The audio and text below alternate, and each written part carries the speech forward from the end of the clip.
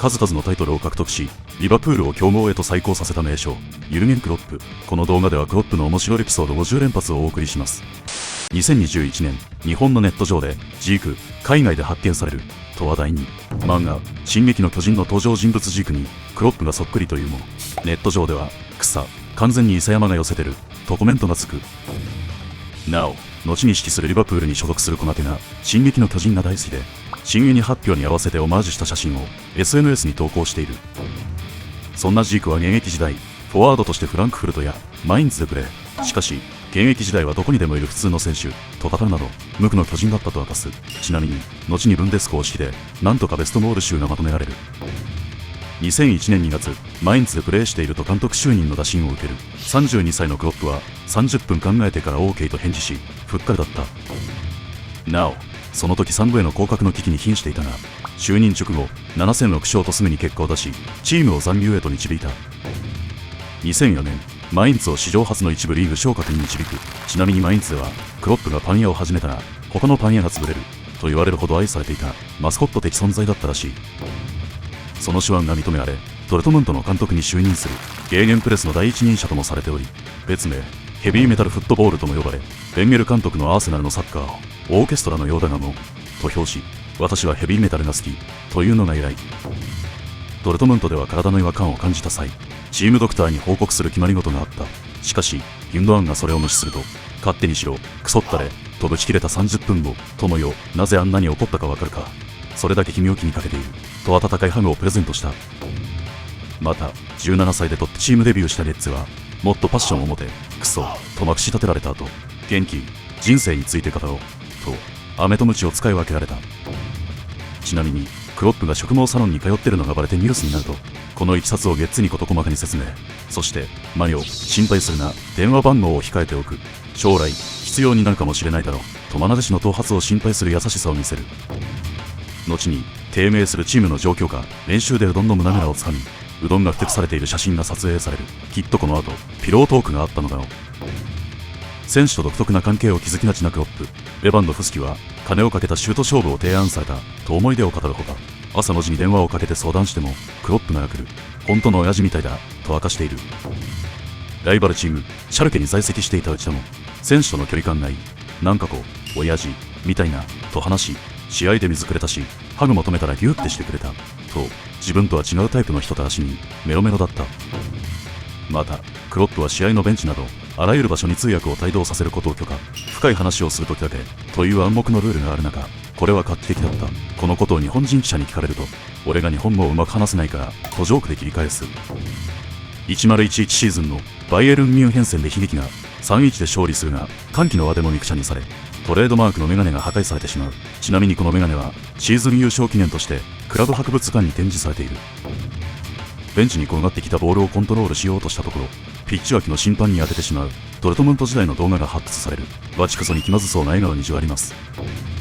2013年、バロンドール授賞式でイブラヒモビッチに捕まるクロップ。イブラが、いつになったらオファーしてくれるんだ。たくさん金もらってるだろ、とゲーゲンプレス。すかさず、選手全員を売らなきゃならないからね、と切り返し、プレスをかいくぐる。後のリバプール時代にも、イブラ獲得について聞かれると、前にマンチェスターユナイテッドにいなければ、考えたかもね、と華麗に交わしている。2015年2月、降格が危ぶまれる中、勝利したフライブルク戦も、今日は歯を抜いて勝った。残り14試合、勝つために歯を抜いてやる、と宣言。7シーズン指揮したドルトムントを離れ、リバプールの監督に就任。プレミアではマガトに次ぐ、史上2人目のドイツ人監督となる。2016年ヨーロッパリーグ準々決勝セカンドレグ、ドルトムント戦で 1-3 でリードを許す展開の中、味方選手にヤジを飛ばしたサポーターにぶち切れ、ちゃんと応援するよう、叱りつけるクロップ。すると、劇的な逆転勝利をしてしまう。同じような場面が2021シーズンのチェルシー戦でも見られた。相手ディフェンダークリステンセンが退場したシーンで、ベンチで喜びをあらわにする選手たち。それに対し、お前たちはバカか、そんなこと絶対にするな、と一喝した。2016年1月、5-4で勝利したのウィッチ戦。決勝ゴールのララーナが勢いよくクロップに飛びつきもみくちゃに。またも歓喜の輪ができて、メガネが破壊される。試合後の会見ではメガネなしで登場し、予備のメガネが見当たらなかった。メガネなしでメガネを探すのは難しかった、とコメント。レスターを 4-1 で破った試合後の会見で、自分へのチャントを歌わないでほしい。試合中にその歌が流れると、ピンチになる。とサポーターへ異例のお願いをする。なお、そのシーンとして PK を決める前に喜んでいるようなもの、全てが終わってから歌ってほしいと語った。2017年1月、マンチェスター・ユナイテッドとの試合の後半アディショナルタイム、相手選手がフィルミーノのユニフォームを引っ張って阻止すると、フィルミーノはパンチで応える。ピッチ外でもクロップとモーリーニョが激しい口論を繰り広げる。引き分けに終わった試合後、我々はより良いチームでいいフットボールをしていたと語り、負けてね、むしろ勝ったからとても言いたげなクロップにつぼります。なお、後にモーリーニョが指揮するトッテナムとの試合前会見では、モーリーニョの現役時代のポジションが話題になる。クロップはキーパーだったと思うと自信ありげに決め打ち、続けて私はくくると自分で解決しようとするけなげな姿を見せる。2017年3月、リーグ優勝後に調子を落としていたレスターに 1-3 で敗戦。試合後、レスターの好調ぶりを聞かれると、岡崎の先発復帰を挙げ、全員がハードをアークしてカウンター。その象徴が岡崎と語った。シーズン終盤、1-1のドローに終わったマンチェスターシティ戦。フィルミーノの両足タックルに激高した敵将ペップがクロップに詰め寄る。するとクロップはおもむろに右手を上げ、ペップもそれに応えてハイタッチ。なお、ブンデス時代からクロップはペットずっともたびたびじゃれ合う姿が見つかっています。インターナショナルチャンピオンズカップの試合後会見では、ペップが発言中、順番を待っていたクロップを発展。すると手招きしたリオを促し、握手して自分はフェードアウト。席に着いたクロップは、次はモーリーニョがここに来て、私が消える流れだろうね、とちゃんと落とす。2019年8月のコミュニティシールドでは、90分では決着がつかず PK 戦へ。すると、ペップと熱いハグを交わし、肩を組みながら談笑。ペップの頭を小づくと、お返しとばかりに突き飛ばされる。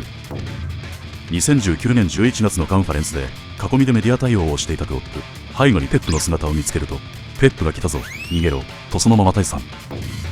2122シーズン終盤、クロップがボクシングみたいだったと語った試合では、試合後、ペップとクロップが互いの健闘を称え合い、熱い抱擁を交わす。今後もこの2人のイチャイチャが楽しみ。2017年夏に17歳でリバプールに加入したロバートソン。体力テストの走り込みで頑張りすぎて嘔吐してしまう。そのことを聞いたクロップは初対面で「ヘイシックボーイ」とバチクソに煽る。2018年5月、チャンピオンズリーグ決勝でレアルと対戦したリバプールはゴルファーベイルの2得点で敗れる。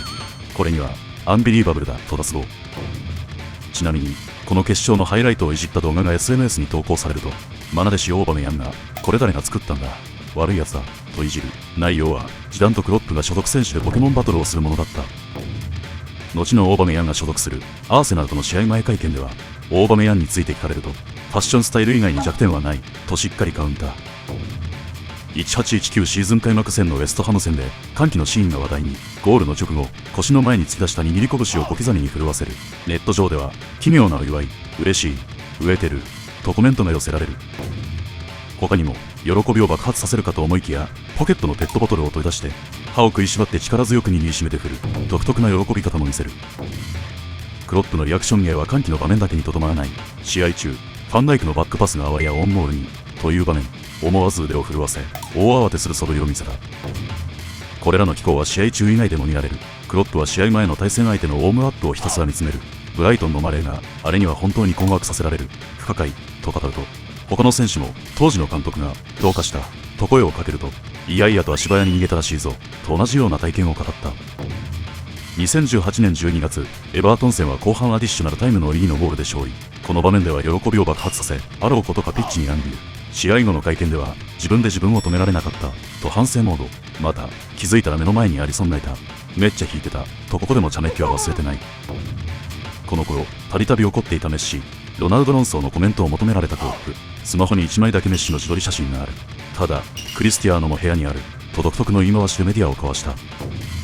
2019年5月、そんなメッシ擁するバルセロナとチャンピオンズリーグ準決勝で対戦。結局メッシにバチクソにやられて 0-3 の完敗。試合後、あんなん止められないと脱帽のクロップ。なおフリーキックを決められた際、歪んだ笑顔がしっかりカメラに収められます。2019年9月、レアルと対戦するチャンピオンズリーグ決勝前のロッカールームでの出来事。クロップが試合前にどんな言葉を発するのか選手たちが注目していた。するとおもむろにシャツを託し上げ、ズボンの中にしまうかと思いきや、履いていたボクサーパンツの中にイン。戸惑う選手たちがボクサーパンツに目をやると CR7 の文字。選手たちが爆笑する中、クロップはそのままミーティングをやりきった。とあるインタビューで流暢な英語を操る秘訣を聞かれると、フレンズを見れば OK と答える。冗談かと思いきや、会話形式だし理解するのが簡単な英語だからね、次のステップははっきりと発音してくれない映画だと理にかなった勉強法をレクチャーする。フランスで行われたパリ・サンジェルマン戦の試合前会見、現地記者からの質問の同時通訳を聞いている途中、吹き出してしまう。周囲が何事かとざわざわすると、セクシーな声をしているね。と、通訳の意気に我慢できず突っ込んでしまう。会見ではジョークを交えて答えることが多いクロップ。しかし、試合とは関係ない新型ウイルスに関して、選手が感染する心配は、と記者から聞かれるとぶち切れ、サッカー界だけでなく、社会全体、世界全員が同じ問題を抱えている。こんなクソみたいな質問なんてしないで、もっと仕事しろ、と激詰めする。また、過去のザルツブルク戦前の会見では、ヘンダーソンの英語をドイツ語に翻訳する通訳の言葉を遮り、クソだな、と激おこ。どうやら、楽な試合になる、と通訳されそうだったようで、続けて、ちゃんと聞け、じゃなきゃ俺が通訳する、と、バチクソに叱りつける。仕事をしない大人に厳しいが、もちろん子供には優しい。リバプールファンの少年、ルイス君がクロップに手紙を送る。当然返事を期待していなかったルイス君だが、なんと署名入りの手紙が届く。緊張しいだ、という悩みに、丁寧に答えた内容にルイス君も母親も感動。ちなみに母は、手紙を家宝にするため、額縁を買いに走った。2020年7月のチェルシー戦、2点目のきっかけとなったファールの場面で、マネがオーバーに倒れたことで敵将ランパードが無事切れ、落ち着くように諭したクロップは、黙れ、うせろ、と放送禁止用語も浴びせられてしまう。ランパードを乗りこなすのは、まだ時間がかかりそう。FA カップでトッテナムが8部のマリンと対戦。マリンのサポーターが観客席にクロップの等身大のパネルを持ち込み、ニュースになる。イギリスメディアは、トッテナムの動揺を誘おうとしたのかもしれない、と報じた。また、ユーロ2020決勝トーナメントのイングランド対ドイツの一戦では、スタジアムの場外にパネルではなくそっくりさんが出演。ロンドンを満喫するクロップのドッペルゲンガーとメディアに報じられた。2021年2月、ウェストハム戦、ミルナーが途中交代した際、クロップに不満をあらわにする様子が映される。すると次の瞬間には、代わって入ったジョーンズがサラーのボールをアシスト。そのまま2人はハグして和解を見せる。面白おかしい瞬間、スメディアに取り上げられてしまう。古巣のドルトムントでプレーするハーランドについてコメントを求められると、並外れた選手と称賛。続けてリバプールが獲得する可能性について聞かれると、彼の電話番号は知らないんだと得意のジョークで交わした。2023年1月 FA カップでブライトンと対戦。相手チームはもちろん中継カメラも欺く三笘のゴラストに、三笘は本当に素晴らしいと手放しで称賛。ネット上ではクロップ公認にデゼルビ、ついでに三笘とカイセドも連れてけとにわかには立つ。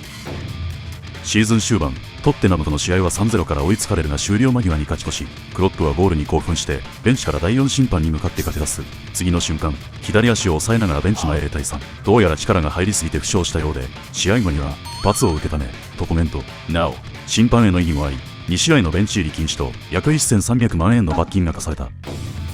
というわけで今回はユルゲン・クロップの50の面白いエピソードを紹介しました。印象に残ったエピソード、あなたが知ってるエピソードもぜひお聞かせください。面白い、他の動画も見たいと思った方は高評価、チャンネル登録をお願いします。このチャンネルではサッカー関連のエピソードをまとめています。また次回のまとめでお会いしましょう。ご視聴ありがとうございました。